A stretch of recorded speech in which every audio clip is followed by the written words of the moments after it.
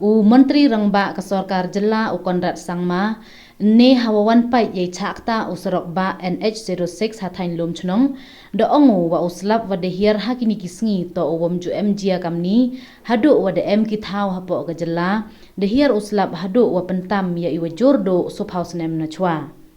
kamte do ongu wa ini dakta ke Cibun na do kiluti gisengkeng ki yengkeng kithaw rep ki yungbru kamju iki ikhan kibru Without chimpor wo khen thit pathit hado kat wan da poi ilutsan tang wa kat kam wada khen chwa kat te da pentip cha ka sorkar wada em kam yarap lespa klur yo pynchna biang yei wada do I wada chakta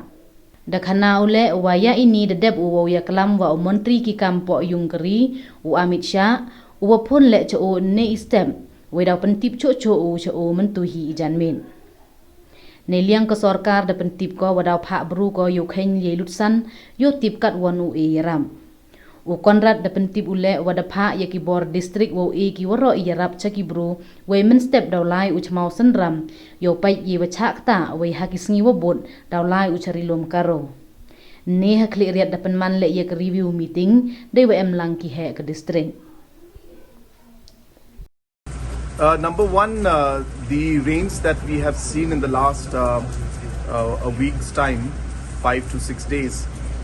we all know that these have been unprecedented, and in some areas it has broken records of the past 40 years. So definitely this is something that is real heavy rains which was really not expected in one way, and obviously with that we have seen a large amount of damage. And the first level of damages have been what we have seen to the physical infrastructure. So therefore, in that itself, we have seen that major connections, major roads in the highway, as well as a lot of important roads in the rural areas, a large number of bridges, infrastructures have been wiped out. And therefore, this in itself is a huge impact in terms of the damages that have been there, and the financial implications of that will be very high to restore them back. But apart from that, we have to also realize that there has been a huge impact to livelihood of the people. So whether it is to the farming community, to the farmers, whether it is livestock damages, whether it is damages to other kind of infrastructure where people's livelihoods were there, those livelihoods also are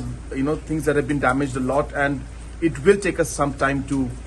really assess the damages made there, but we have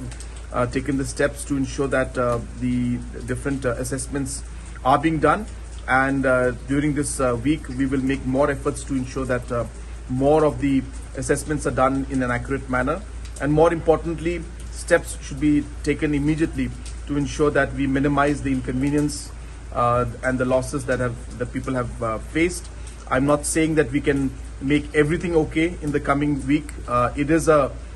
major